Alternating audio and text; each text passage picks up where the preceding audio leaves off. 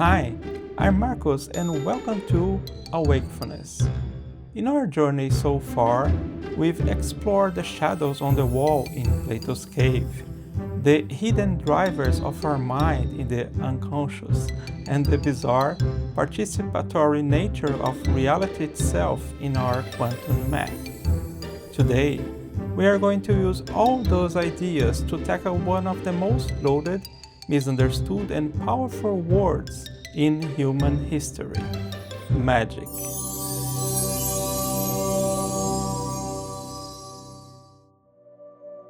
Now, when I say magic, I'm not talking about fantasy, not fireballs or flying broomsticks. I'm talking about something more real, subtle, and profound. I'm talking about the practical science and art of consciousness itself.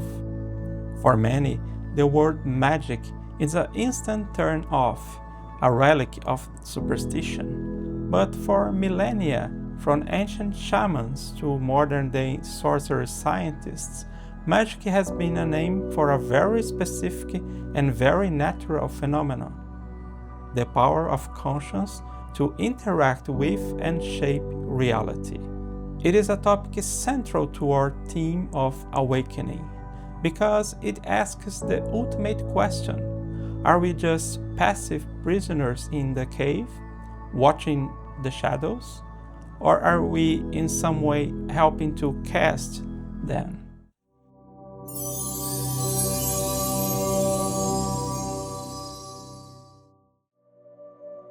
So, what is real magic, or magic with a K, as some traditions spell it, to differentiate it from stage performance? The definitions are vast, but they all share a common core. Perhaps the most famous definition comes from the 20th century occultist Aleister Crowley, who defined magic as the science and art of causing change to occur in conformity with will.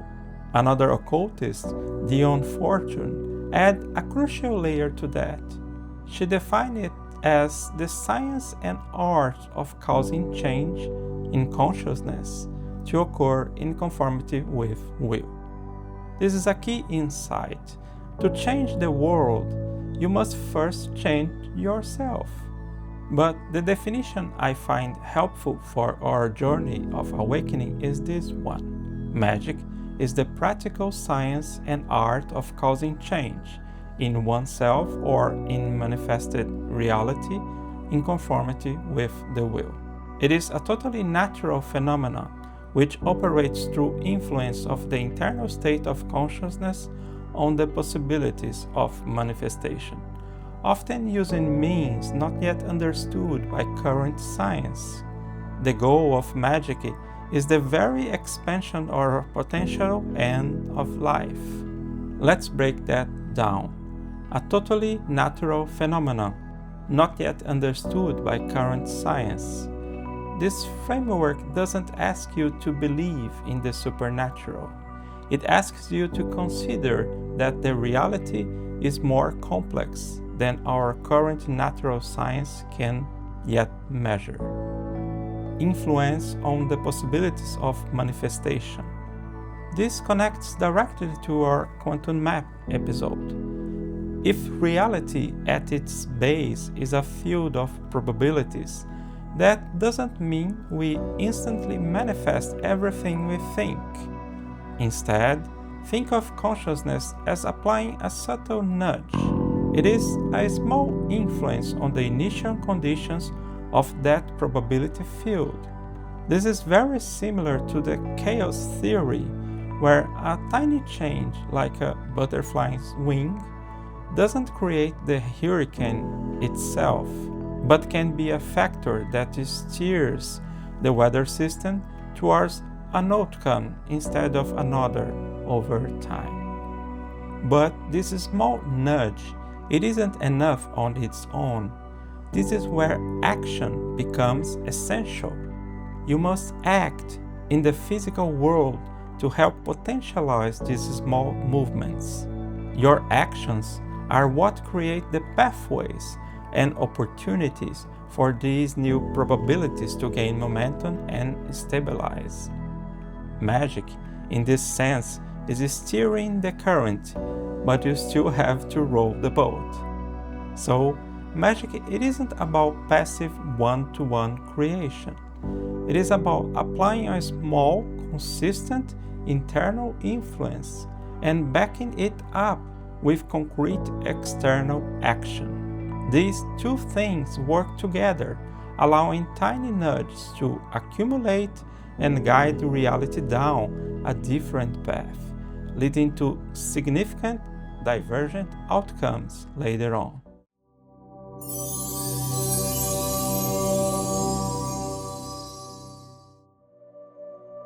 The origins of all magic begins with Shamanism and Animism. This is the worldview of our most ancient ancestors, the understanding that everything is alive.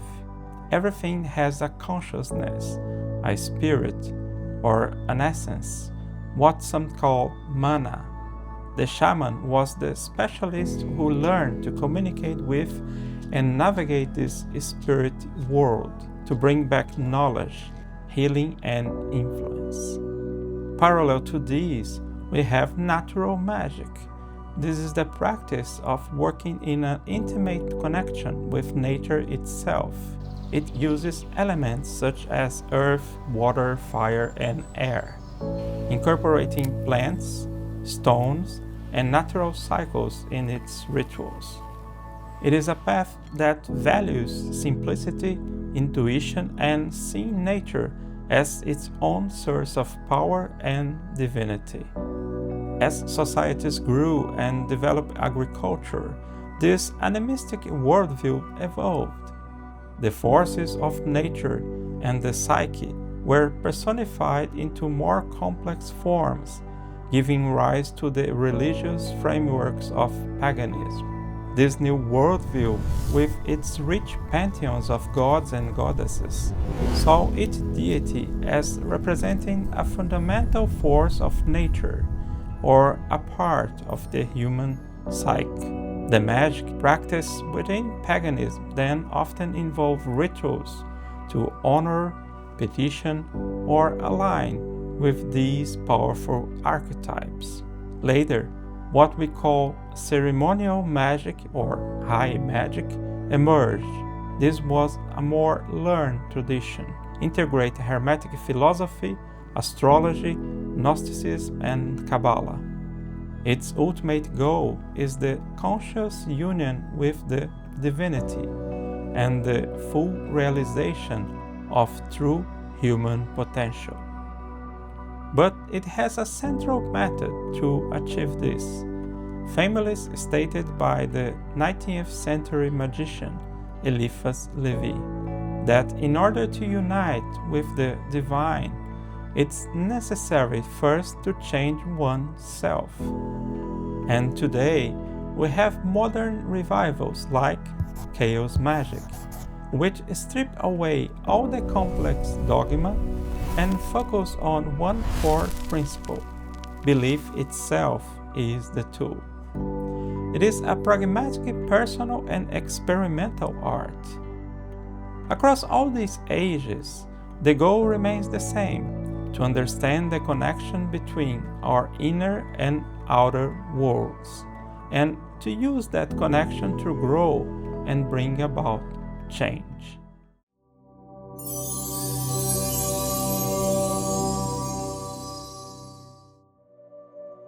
So, what is magic for? Traditional frameworks divide it into three directions: not good or evil, but based on its purpose. First, white magic. This is often called mysticism. Its aim is purely internal. It is the great work, the process of self-knowledge, integrating all the hidden parts of our unconscious and achieving that conscious union with divinity mentioned in our definition. This is the magic for the sole purpose of awakening. Second, gray magic. This is what most people think of as magic. It is the art of causing change in the manifested reality for a specific purpose, for yourself or others. This could be magic for healing, finding love, prosperity, or protection. It is practical and world-affirming. Third, black magic. This is simply magic that causes harm, whatever you mean to or not. This is where responsibility becomes crucial. As we learn in the unconscious episode, our minds are full of unknown shadows and complexes. If you try to wield power without first doing the self-knowledge, you'll have a good chance to causing harm, projecting your own unhealed wounds onto the world, and ultimately onto yourself.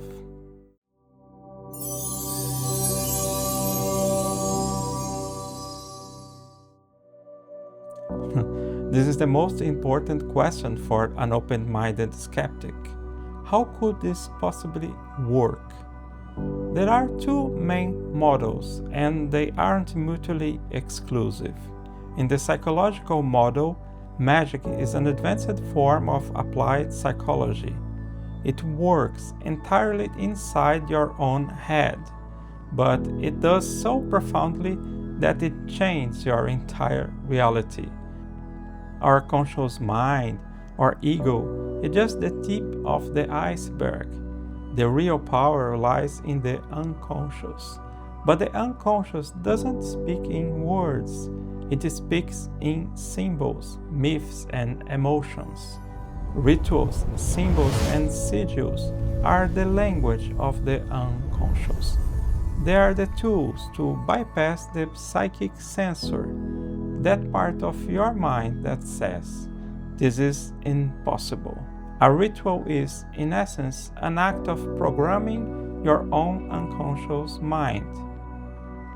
When you successfully implant a goal into your deep mind, your entire being shifts. Your perception, your body language, your intuition, everything unconsciously aligns to make that goal happen. You start noticing opportunities you were previously blind to. You create the coincidence you need. This is the science and art of causing change in consciousness. The quantum consciousness model is more radical. It suggests magic also works on the world outside of you. This is where our synchronicity and quantum leap episodes come in. These frameworks suggest that the separation between inner world and outer world is an illusion. In this framework, magic is the intentional, conscious act of using one's internal state to influence the selection of possibilities from coherent patterns in superposition. This is a very technical way of saying what mystics have said for ages. Your consciousness is a participant in creating reality. In both models, how do you get the power to make that influence felt? You can't just wish for it. It requires an altered state of consciousness. Magicians call this Gnosis. Gnosis is a state of no mind or one-pointed focus, where the psychic censor, the part of you that says, "This is impossible," is temporarily shut down. And it can be achieved in two main ways. The inhibitory path. This is through deep meditation, trance, or sensory deprivation, silencing the mind completely. And the excitatory path. This is through overwhelming the mind, intense emotion, dancing, drumming, fear, or sexual excitement. Now, here is the key. In that moment of gnosis, that peak of silence or ecstasy, The magicians aren't collapsing reality in one new state. Instead, they are applying the most powerful, focused nudge to the field of possibilities. They use a symbol of their will, a sigil, a natural material, or a clear mental image as the focusing lens. This will, bypassing the conscious mind, impresses itself upon the initial conditions of reality. It doesn't force a single outcome. Rather, it biases the odds. It starts a new causal chain, a new path, making the desired outcome more probable. This new path then begins to unfold, and as we said, must be reinforced by your physical actions in the world, which help those new possibilities accumulate and stabilize into a manifested natural chain of events.